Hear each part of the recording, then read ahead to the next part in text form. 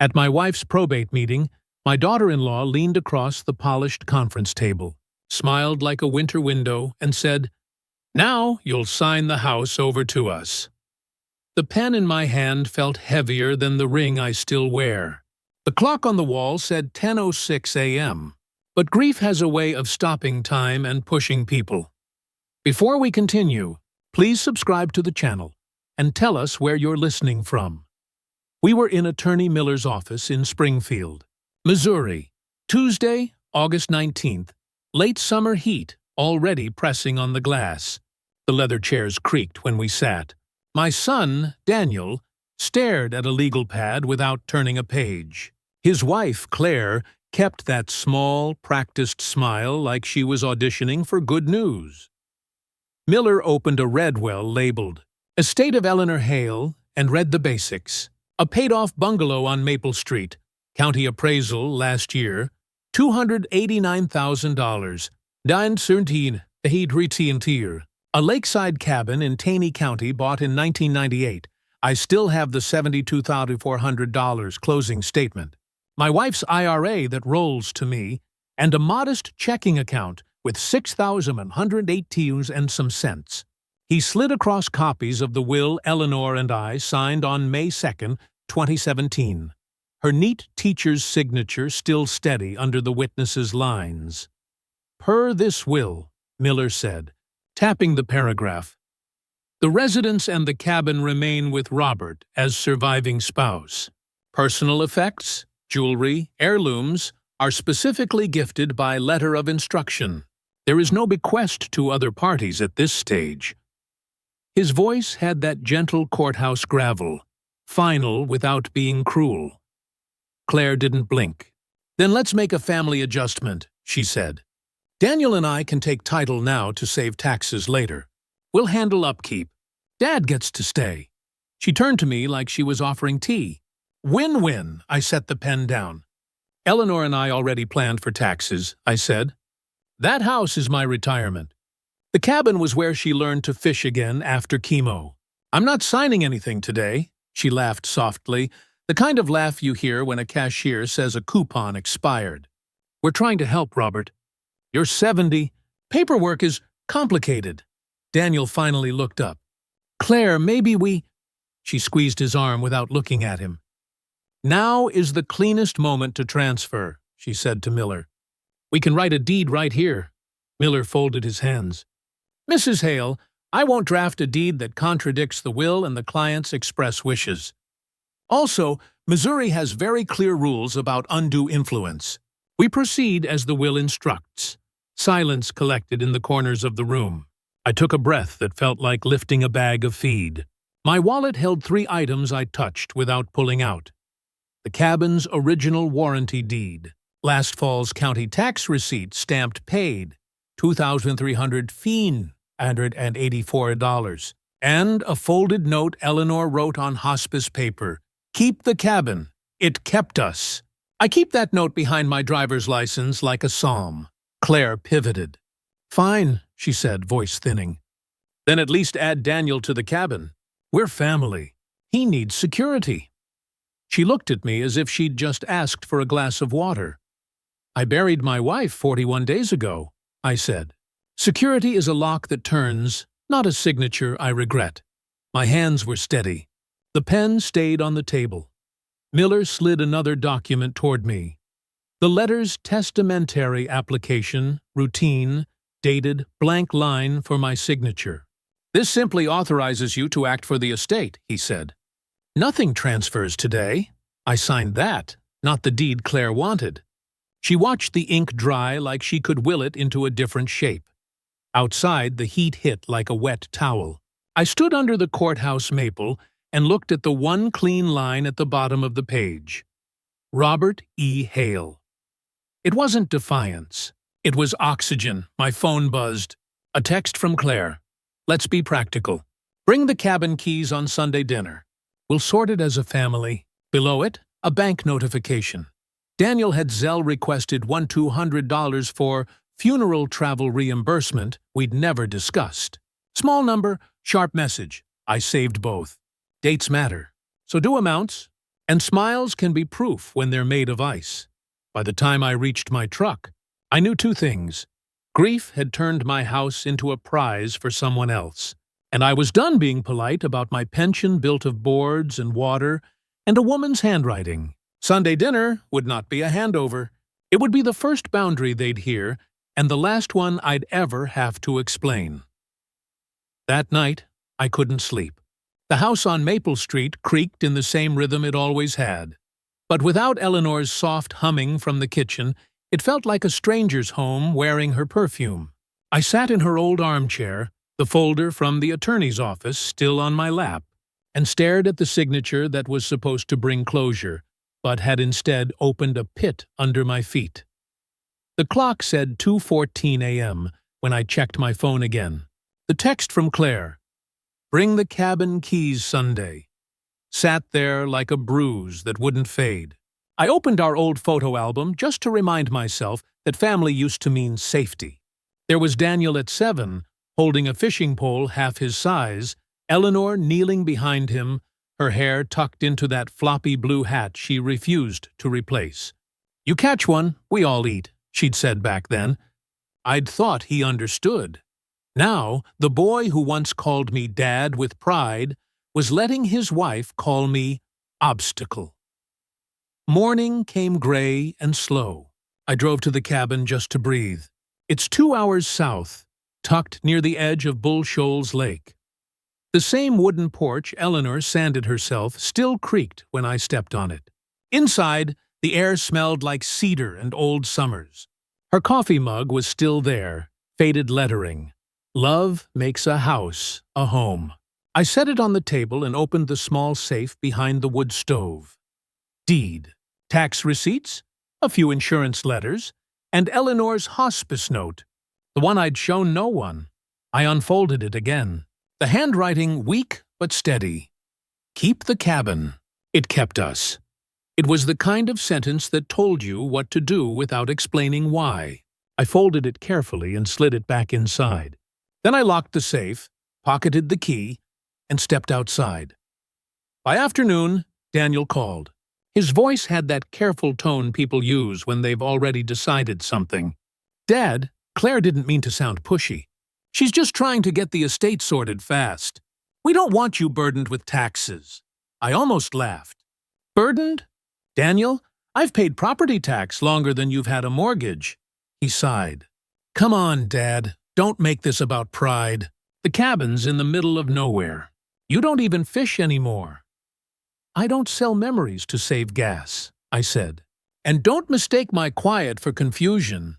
He went quiet, then muttered, "Claire says we should all meet Sunday anyway." "Then you bring an appetite," I said, and hung up. That evening, I sat at the kitchen table. Bills spread out in front of me like battle plans.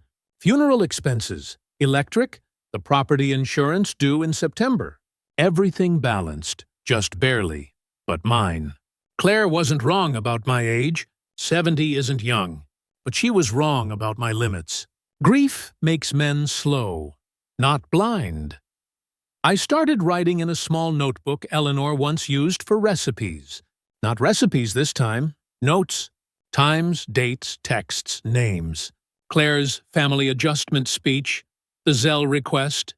Daniel's phone call. Evidence doesn't start in court. It starts when you decide you're done being erased. Around 8:00 p.m., I took a walk down to the corner store. The cashier, Martha, a widow herself, looked up when I came in. "How you holding up, Robert?" "Still breathing," I said. She smiled kindly. "That's half the job." I bought a black binder, a pack of plastic sleeves, and a flash drive. She didn't ask why. When I got home, I printed the texts, screenshots, and my bank alert. Each page went into a sleeve, labeled by date. The binder's spine read in my shaky pen, "Estate. Evidence." By midnight, the binder sat on the table beside Eleanor's framed photo. I looked at her smile, the one that could calm any storm, and said softly, "I'm not letting them take what you built. I'll protect it the same way you protected me." I switched off the lamp. Outside, the wind rattled the maple leaves, and the house creaked again. But this time, it didn't sound lonely. It sounded like agreement. Sunday was coming, and this time I'd bring more than dinner. I'd bring the truth. Signed, dated, and ready to bite back. I made black coffee, opened the binder I'd started, and reread every page. The paper smelled faintly of toner and resolve. Claire wanted a family adjustment. She was about to get one, with a lawyer's letterhead. By 9, I was parked outside Miller and Dorsey Attorneys at Law, the same office where Eleanor and I had signed our wills. Miller was out, but his associate, a young estate attorney named Amy Dorsey, met me with a steady handshake and eyes that didn't flinch when I said, "My daughter-in-law's trying to turn grief into acquisition." She motioned me into her office, yellow legal pad ready. "Tell me everything," she said. I gave her the timeline, the probate meeting, Claire's public demand, Daniel's silence, the follow-up text, the Zelle request, every dollar and date. When I finished, she leaned back, tapping her pen. "You did the right thing by documenting. What you're describing borders on undue influence and financial coercion.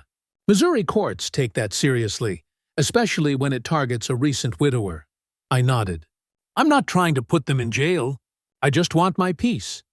Then we'll make peace look like paperwork." She outlined a plan that sounded like calm thunder. File a notice of retained counsel, so no one could pressure me without her knowledge.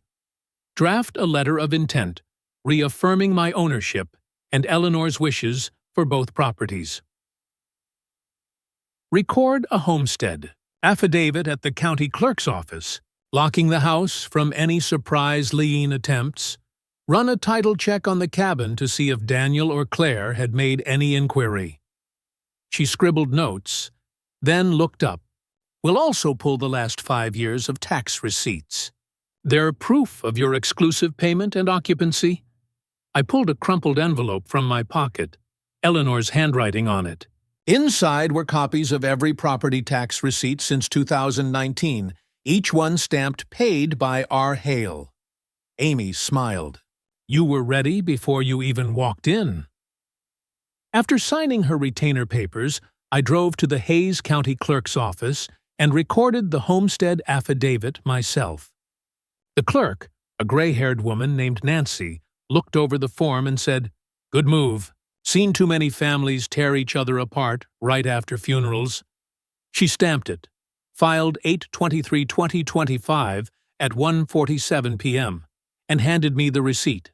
I slid it into the binder's first sleeve like a shield. Next stop was the bank. Dee at the counter printed me 3 months of statements and flagged my account for personal monitoring only. Her tone was quiet but firm. "Anyone tries to move your funds or open a joint line, we'll freeze it." I thanked her and drove home, where the late-day light pooled golden over the porch. I replaced the lock on the cabin key safe and relabeled it Private, Authorized Holder, R. Hale. Then I took photos of each key and uploaded them to a new folder on my phone labeled Assets Verified. Around 5, Daniel called again. His tone was syrup this time. "Dad, you okay? We were thinking maybe Sunday dinner could be at our place instead." "Can't," I said. "Church potluck," he hesitated. "Claire's been talking to some people. She thinks—" "I know what she thinks," I cut in. "And I've talked to someone too." A pause. "A lawyer?" "An adult," I said. "We'll leave it there." He didn't answer for a while. When he finally spoke, his voice was quieter. "You're really not going to let this go, are you?" "Daniel," I said, "your mother left me memories, not instructions to surrender."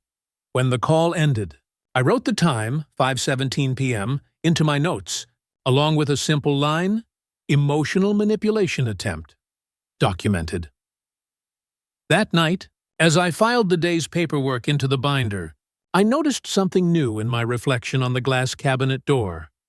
I didn't look broken anymore. I looked like a man ready for a fight he could win, without ever raising his voice. Tomorrow was Sunday. The dinner Claire wanted would happen, but not in her kitchen. It would happen in mine, under my roof, with my papers waiting quietly in a drawer. And this time, I wouldn't be the one swallowing silence. By the next week, everything I needed was lined up like chess pieces. My binder had grown thicker, and every document inside it was another nail sealing the door Claire thought she could walk through. I wasn't planning chaos. I was building a record that could breathe on its own. I began quietly, the way older men are underestimated into winning. The first thing I did was order a certified copy of Eleanor's will and have it couriered to myself. That paper would serve as my backbone. On the second page, her own handwriting appeared. The addendum she'd written in front of 2 witnesses at the hospice center. All property remains with Robert, unless changed in writing by him. The clerk had initialed it. The ink had already outlived her. Next, I reached out to Amy Dorsey again. I asked her one question. If someone tries to manipulate an executor into transferring assets, how fast can we act? She replied, instantly. You've built the foundation. Now we just need evidence of pressure. That was the key word. Evidence. That afternoon, I checked my phone and saw Claire's messages stacking up. Did you talk to Daniel about the cabin? We can have papers ready if you just bring the key. It'll look better for the whole family if we don't involve lawyers. Each text had its own kind of arrogance.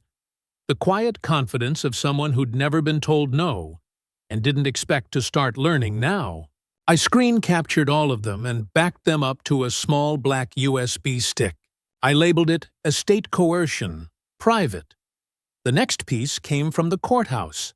Amy had pulled a report showing a property title inquiry on the cabin made under Daniel's company email. She sent me a screenshot. This is your proof of intent, she said. He tried to peek at ownership records. That's leverage if they keep pushing. That night, I wrote a letter. Not to Daniel or Claire, but to myself. The date, August 28, 2025, written neatly in blue ink. It said, I will not transfer, sign, or gift any real property without full legal review. If anyone pressures or threatens me, this letter will serve as my record of choice. I signed it, sealed it, placed it in the binder. That small act, a man writing to his own conscience, steadied me more than any lawyer ever could. Over the next few days, I began building my quiet defense. I asked Dee at the bank to notarize a short statement confirming that only I had ever paid property taxes from my account. She did, initialing each page, date stamped. I drove to the county assessor's office and requested copies of my last 3 appraisals. The clerk printed them. Cabin valued at $212,000. Homestead at $289,000. Numbers matter. Numbers silence opinion. Then, one evening, I stopped by the church where Eleanor's memorial plaque hangs by the garden. Pastor Ruth found me there. Robert, you look like a man who's rebuilding a wall, she said softly. I am, I told her. But this time, I'm writing the blueprints in ink, she nodded. Boundaries aren't walls. They're lessons. When I left, she handed me something. A small voice recorder she used for sermons. If you ever need to capture words exactly as they're spoken, let the truth speak for itself. That night, I charged it and placed it by the front door. At dinner, my phone buzzed again. Daniel, his tone sharper now. Dad, Claire says you've been acting paranoid. We're just trying to help. Help me by respecting what's mine, I said. You've both said plenty already. Silence. Then he said, You've changed. No, I said. I've remembered who I am. I hung up, pressed record on the small device, and left it running near the entryway. If anyone showed up again with their version of family, I wanted the truth to be the only thing left standing. That night, as I slid the binder into the desk drawer beside Eleanor's picture, I realized revenge didn't have to be loud. It could be patient, measured, written in receipts, recorded in voices, and sealed by the law. And soon, every one of them would understand what a quiet man can do when pushed too far. They came on a bright morning that smelled like rain without the comfort of it. I kept the recorder charged, the binder ready, and a kettle warming on the stove. The house felt less like grief now and more like a strategy room, maps and receipts instead of charts and flags. When the driveway crunch started, my hands didn't fumble. They moved. Claire arrived first, stepping from her BMW like she owned the air around it. She wore the same soft smile, only sharper now, as if she'd learned to cut with courtesy. Daniel followed, hair combed, eyes carrying the polite impatience of a man who thinks patience has an expiration date. They hugged like families do on the outside. It was a tighter, practiced thing than the hugs I remember from when Daniel scraped his knee and wanted me to make him whole. "Dad," Claire said, voice all sweetness. "We thought maybe we could do the dinner here since you insisted. We brought dessert." She lifted a Tupperware like a flag. I stepped into the doorway and let them cross the threshold by choice. "Come in," I said. "There's coffee on." They moved past Eleanor's framed photograph on the hall table, the one where she's laughing with a fishing pole, and Claire caught my eye, as if searching for compromise. Instead, I offered a glass of water and handed a plate to Daniel. Little things like serving were a courtesy I'd kept even when my insides were frayed. It kept me in a role they couldn't commandeer. At the table, Claire kept steering the conversation back to the cabin. "We can help with anything, Dad. It's a house that needs upkeep. Tax season is coming." She tapped a finger on the lid, careful, like a percussionist measuring tempo. I turned the conversation with a small move I'd practiced in my head. "Before we talk property, tell me about your plans next year." Why the move now? I'd learned that questions make people reveal what they don't plan to say. Daniel shifted. "Claire thinks—" He stopped. She shot him a look that could reroute a train. He faltered, then tried. "We want to secure the family holdings. For stability." "Stability costs something," I said, and reached for the binder. "Like transparency, show me the records you've used to decide this." I slid the printed title inquiry Amy had sent across the table and watched for their faces to change. Claire's smile thinned. "That was just curiosity. It doesn't mean anything." Her fingers hovered over the Tupperware like they could warm the argument into submission. I clicked the small voice recorder on the table without fanfare. "I'm recording this so there's no misunderstanding. I'll keep copies straight, same as always." That sentence felt like a hinge. It opened something inevitable. Mark, the neighbor, who owed me a kindness after I helped him patch a roof last winter, was leaning over my fence-line camera rig on my phone screen when I pulled up the porch footage. "You want to see who's been by the cabin?" He'd texted earlier. I opened the clip while Claire spoke. There, at 3:12 p.m. 2 days before, a sedan had idled near the dock, a figure stepping out and walking down the pier, camera angle wide enough to show the driver's profile. The plate was fuzzy but readable in another clip Bill had snagged from his dash cam. I put both on the table, one after the other. Daniel reached for his phone like he could pull the floor from under it and stop the evidence from tilting. "That's not us," he said. "Too quick." "Funny," I said, "because Amy pulled that same title inquiry tied to your company email last Thursday." I tapped the screen to show the timestamp. The air shifted.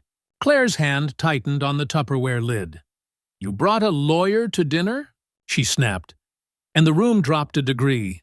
"No," I said. "I brought the truth."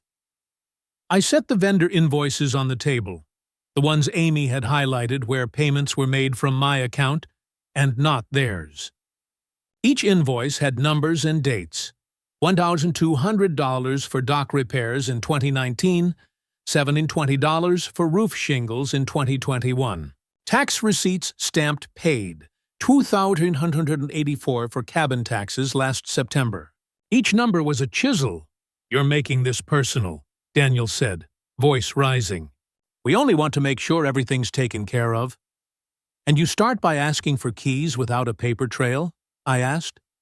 You sent a Zelle request for $200 on the 19th and tagged it funeral travel when none of us discussed that. That's a message. I tapped the screenshot on my phone to show Claire's text. Bring the cabin keys Sunday. We'll sort his family. She'd written it like she was giving me instructions. She stood then, chair scraping. This is humiliating. It was the closest she came to anger, and anger showed her as vulnerable. Daniel rose with her. We'll leave now, he said, voice small with surprise. Before you go, I said, and my voice was a quiet thing that bore down. I recorded what you just said. I'll keep those recordings. I'll send them to Amy. I'd hoped family would resolve this quietly, but coercion is coercion, no matter how pretty you make it. Their vehicles turned into dust on the road faster than either of them had arrived. I sat down heavy at the kitchen table, hands on the binder. The recorder blinked red. Re-see. The evidence had been collected without theatrics. A title inquiry, dashcam plates, vendor invoices, a bank notification, and a string of texts that read like a script. It was tidy, lawful, and patient. I called Amy and left her a message. Dinner happened. They tried to push again. I'm sending the recordings and the dashcam clips. File ready. She called back within the hour. Good, keep at it. Don't engage on social. Let the record breathe. She liked that sentence. Lawyers do. Later, I uploaded the files to a secure folder and labeled it Estate. Exhibits. The folder was small but heavy. It contained what would eventually matter most: timestamps, amounts, and voices on the record. Before the night settled, I walked out to the cabin key safe and slid Eleanor's key into a new envelope. On the front, I wrote in black ink, Return only to R. Hale, Exhibit A. I tucked the envelope into the binder. Boundaries, I decided, are less about keeping people out and more about keeping the truth in. The next few days blurred together into something cold and practical. I didn't sleep much, but I didn't need to. Paperwork was my caffeine now. Amy filed an official petition for injunctive protection, essentially a legal fence around both properties. She said it would go before a judge within the week. You've built your wall. Now, let's electrify it, she told me. Claire must have sensed the current shifting, because late Thursday she texted, You didn't have to go this far. Family doesn't need lawyers. I replied once. Family doesn't need threats either, and left it at that. Friday morning, the news came from Amy's assistant. A hearing scheduled for September 2nd, courtroom 2B. I folded the printed notice into the binder and underlined the time, 10 a.m. It was strange how relief and dread share the same heartbeat. At 5 that evening, as storm clouds stacked over the hills, my phone lit up again. Daniel this time, Dad, let's talk face to face. No attorneys. I answered, If you're bringing Claire, make it on the porch. He agreed too easily. They pulled up at dusk. I'd left the porch light on and the recorder running behind the flower pot. Claire started talking before she even sat down. We're not enemies, Robert. But if you keep this up, you'll ruin Daniel's credit and the family's name. We'll have to take public steps. Public? I asked. You mean court? She smiled that paper-thin smile. Media? Social? It's amazing how sympathetic people are when a grieving man gets manipulated by his own lawyer. That was her mistake. Threats dressed as pity. The recorder caught every syllable. Daniel tried to soften it. Dad, she's scared. We're not trying to steal anything. Then stop trying to manage me like property, I said. Your mother's name is still on half those walls. You want to keep them standing, you start showing respect. Claire stood abruptly, muttered something about stubborn old men, and stalked to the car. Daniel hesitated, eyes wet, then followed. The taillights disappeared down the gravel road just as thunder rolled in. Inside, I emailed Amy the audio file with one line. They threatened public defamation. Recorded 8:29, 7:42 p.m. She called 10 minutes later. "That's it," she said. "We add a defamation preemptive clause and submit the audio. It shows coercion." That night, rain hammered the roof. For once, I slept. When the court date came, the hallway outside courtroom 2B smelled of coffee and disinfectant. Amy wore the same calm armor as always. Claire avoided my eyes. Daniel looked smaller than I remembered. The judge, an older woman with reading glasses perched low, read through our filings in silence. Amy spoke first. "Your Honor, this case isn't about inheritance. It's about protection." The respondent attempted to coerce a widower into transferring property under the guise of family stewardship. "We have audio evidence and documented financial overreach." She played the clip. Claire's voice filled the courtroom. "We'll have to take public steps." The judge raised her head slowly. "Mrs. Hale, did you say that?" Claire's attorney mumbled about context. The judge held up a hand. "Context won't change tone." Daniel leaned forward, whispering something to his lawyer. I caught only one word. "Settle." Amy handed over the notarized will, the homestead affidavit, and my tax receipts. Each stamp echoed like a closing door. When it was my turn to speak, I kept it simple. All I wanted was peace. I've lived on that land 37 years. It's where my wife learned to breathe again. I won't see it turned into leverage. The judge nodded once.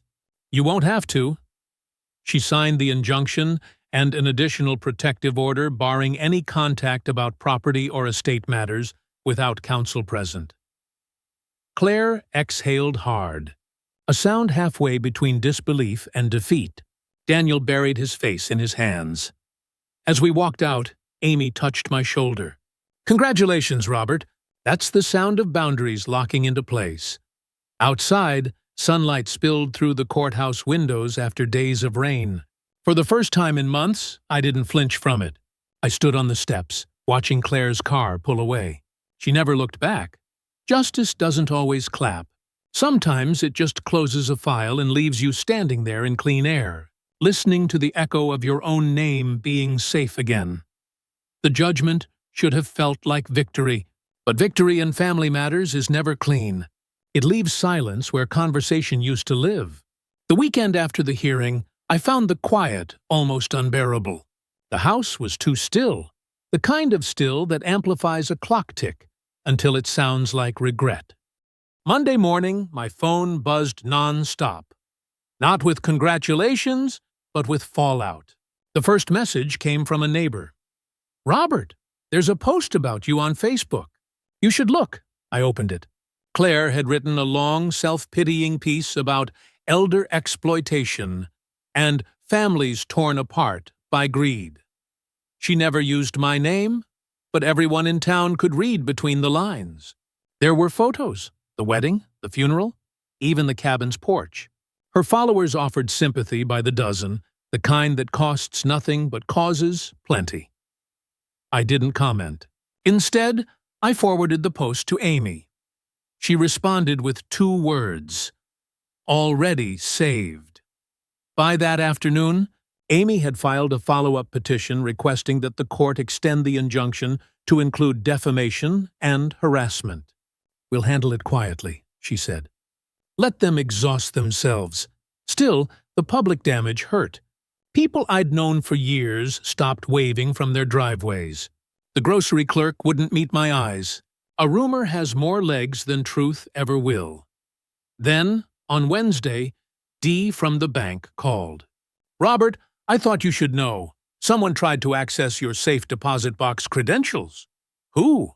I asked, already knowing. "Online attempt. IP trace goes to an address registered under Daniel's construction business." I didn't swear, but I felt something inside me go cold. "Freeze it," I said.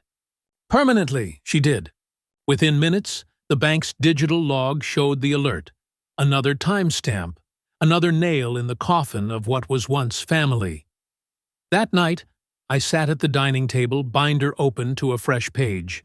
I labeled it "After the Order" and began listing every new incident. The Facebook post, the bank attempt, The neighbor's text, even the way my phone rang at 1:13 a.m. with no voice on the other end. I wasn't angry anymore. I was methodical. Amy called the next morning. "I've drafted a cease and desist letter for both of them," she said. "It'll go out certified. Once they sign for it, every public word they say becomes liability. What happens if they ignore it? Then we file for contempt," she said. "But don't worry. People like Claire thrive on attention, not risk. When the risk outweighs the noise, she'll disappear." She was right. Within 48 hours, the post vanished, and so did Claire's online bravado. Daniel, though, sent a message I didn't expect. "Dad, I'm sorry for how this went. I just wanted to protect her." I read it twice. Then I wrote back, "Son, protecting someone doesn't mean becoming them." He didn't reply, but I could feel something break loose between us. Not forgiveness, but the first crack in the wall he'd built. That weekend, I drove out to the cabin. The lake was still, the same mirror Eleanor once called God's calm. I unlocked the door and stepped inside. Dust motes floated through the light like slow confetti.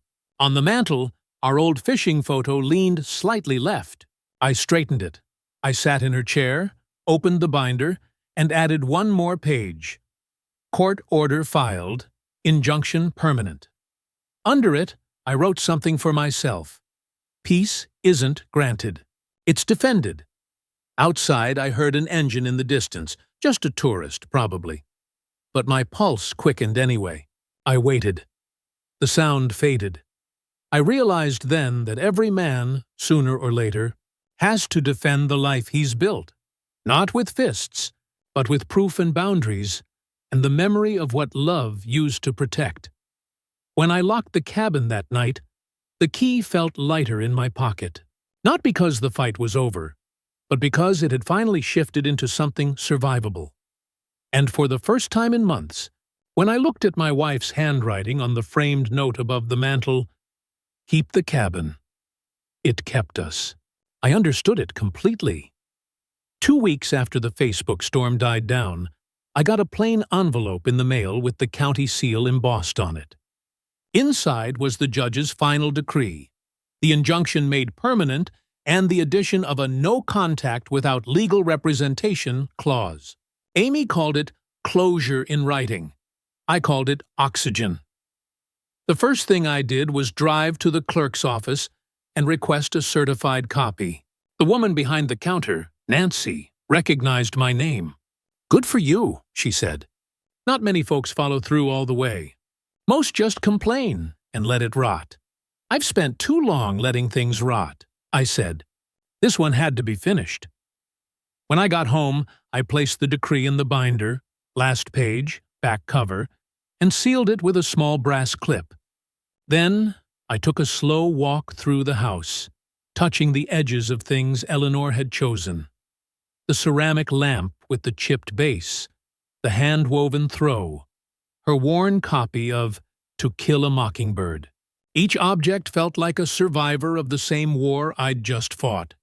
Justice, as it turns out, doesn't come with applause. It comes as a kind of silence that feels cleaner, like fresh air after rain. A few days later, Amy called again. The defamation filing worked. Their attorney reached out. They've agreed to sign a non-disparagement settlement. "You'll get a copy next week," I exhaled. "So they're done?" "Legally, yes. Emotionally? That's not our problem." That made me smile. She went on.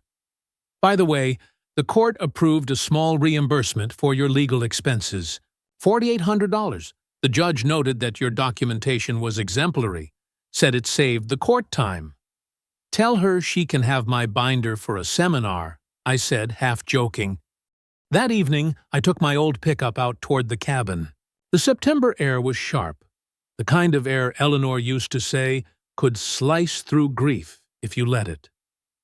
When I reached the cabin, I unlocked the door, walked in, and placed a copy of the decree on the mantel beneath her photo. "I kept it, Ellie," I said aloud, "just like you asked." For the first time since her funeral, I spoke her name without feeling like I was stealing from memory. I sat down and poured myself a drink. Not celebration, just recognition. Through the window, I could see the lake catching the last light of day, rippling gold across the water. As I sipped, I thought about how quiet revenge can be when it's done right. Not a gunshot, not a shout, just the sound of papers shuffling, doors locking, and signatures drying. Every act I'd taken was lawful, deliberate, and recorded. Every word they'd thrown at me had become part of their own undoing. That night, I slept on the couch at the cabin. The one Eleanor always claimed was too stiff. In the dark, I heard the steady ticking of the clock, the chirp of crickets, the whisper of branches outside. It was the kind of quiet that belongs to people who've survived something and finally earned their rest. Justice hadn't made me richer, but it had made me whole. And sometimes, that's the only kind of wealth that counts. I woke up the next morning to the smell of pine and wet soil. The storm had passed overnight, leaving the world washed and still. Light filtered through the cabin's thin curtains in pale stripes, like a promise written in morning ink. For the first time in months, I felt no weight pressing behind my ribs. Just breath, steady, honest, earned. I made coffee, the way Eleanor used to. 2 scoops in the tin pot, 1 stir counterclockwise for luck. The smell filled the cabin, mixing with cedar and the faint trace of her perfume still clinging to the old throw on the couch. I poured a cup, stepped onto the porch, and watched fog lift from the lake. That's when it hit me. I hadn't just won. I'd outlasted. The difference matters. Winning feels like taking. Outlasting feels like restoring. Every page in that binder was proof that patience, not fury, writes the final line. I thought about Daniel then, about the boy who once fell asleep on my shoulder during thunderstorms, who'd sworn at 16 he'd never let money come between him and decency. Somewhere along the line, he'd traded both for a life of convenience. I didn't hate him for it. I just pitied the lesson he had to learn without me. Eleanor always said, "Our children inherit more from our silences than our speeches." Maybe she was right. Maybe my quiet fight would echo louder than any argument could have. After breakfast, I packed the binder into a fireproof box, labeling it Estate, Resolved. Then I wrote one final note and slipped it inside the front cover. If anyone ever questions what happened here, let the paper tell the story. I didn't fight for money. I fought for memory. I locked the box, tucked it under the floorboard of the cabin's small closet, and sealed it back with a plank. It felt fitting, the truth buried not in secrecy, but in security. Later, Pastor Ruth stopped by with her husband, bringing a pie. "We heard the court decision," she said, smiling gently. "You must feel relieved." "I feel done," I said. "That's better than relief," she nodded. "You know, forgiveness isn't about letting them off the hook. It's about freeing yourself from the rope." "I already cut it," I said.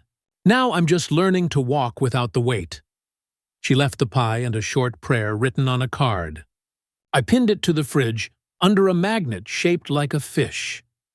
That evening, I took a slow drive back to town. The streets looked the same. The diner, the hardware store, the old post office. But something inside me was quieter, rearranged. I passed Daniel's street once, saw the lights on in his kitchen, silhouettes moving. I didn't stop. Some chapters don't need a final paragraph. When I got home, I unlocked my front door, hung my hat on the hook, and whispered into the empty room, "You were right, Ellie. The cabin did keep us." The hum of the refrigerator, the creak of the floorboards, the faint scent of sawdust, it all felt like her answer. Before turning in, I wrote one last line in my notebook, just above the date. "Justice is slow, but it always knocks on the right door, if you've built the courage to open it." Then I turned off the light and let the night hold me. The house didn't echo anymore. It breathed with me, Autumn settled over Missouri like a quiet apology.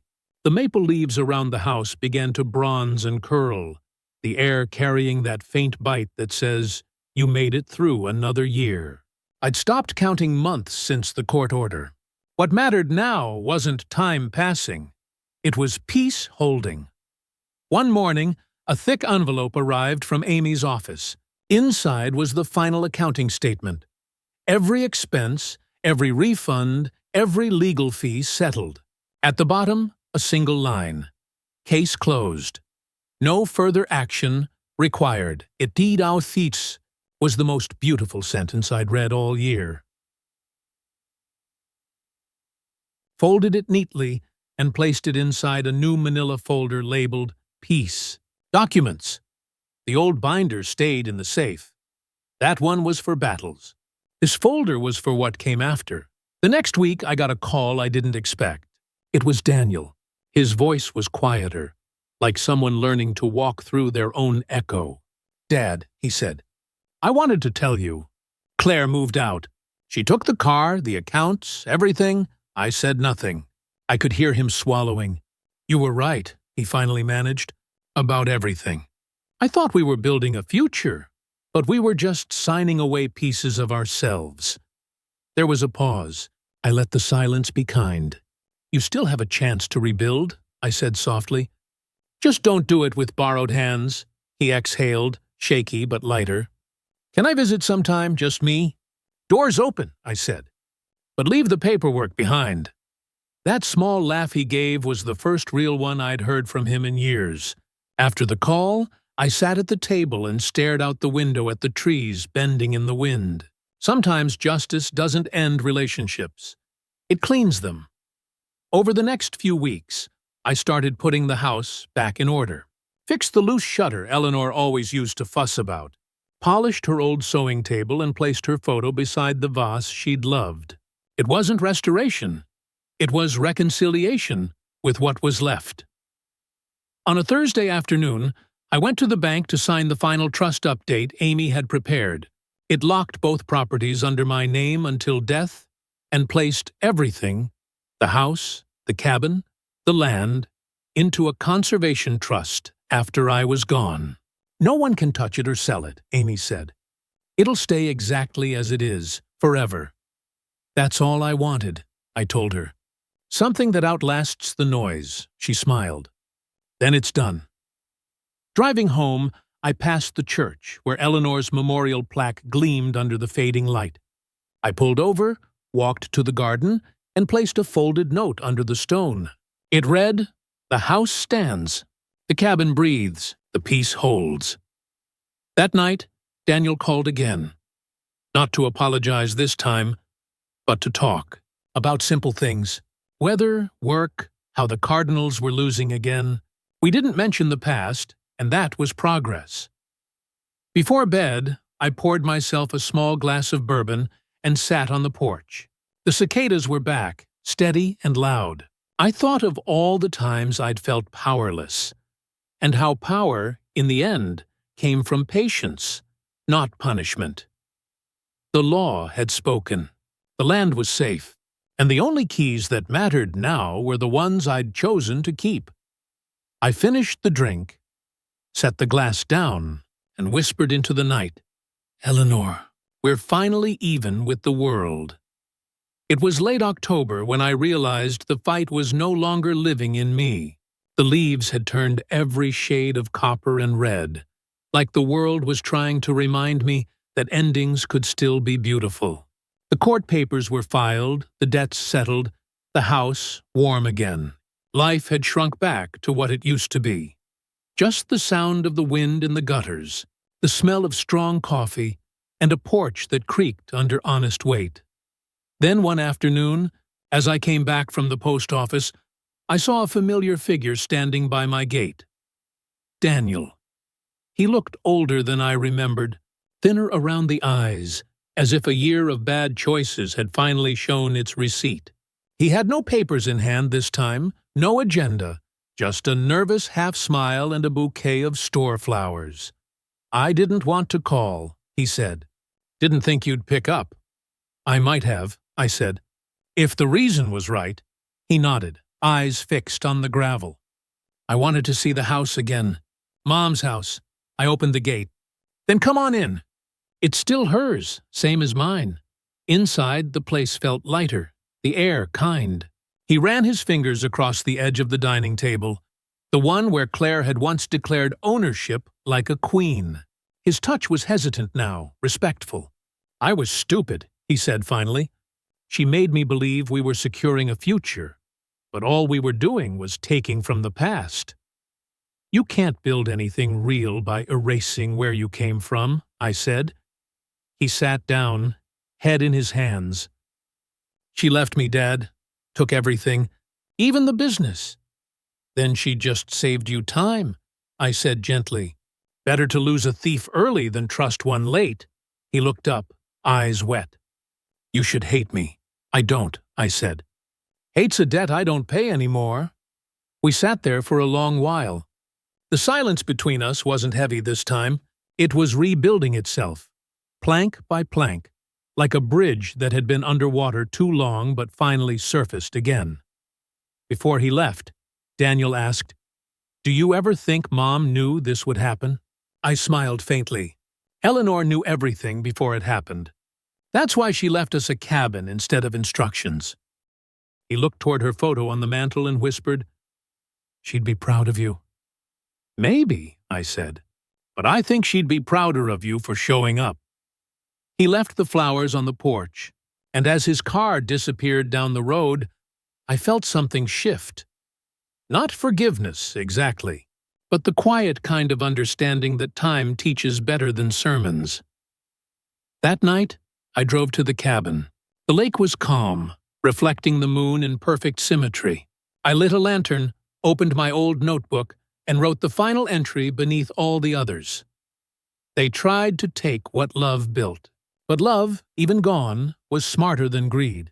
It wrote its own defense in every wall, every lock, every word signed in ink. I closed the book and whispered into the still air, You didn't lose me, Eleanor. You just taught me how to keep what we built. The lantern flickered once, then steadied. When I stepped outside, the cold night brushed against my face. I looked back at the cabin, her cabin, still standing exactly as it had for decades. Every board was a memory, every nail a promise kept. And I thought, they wanted the land, but the truth was, the land had already chosen who it belonged to. Justice, in the end, isn't thunder. It's a porch light that never burns out.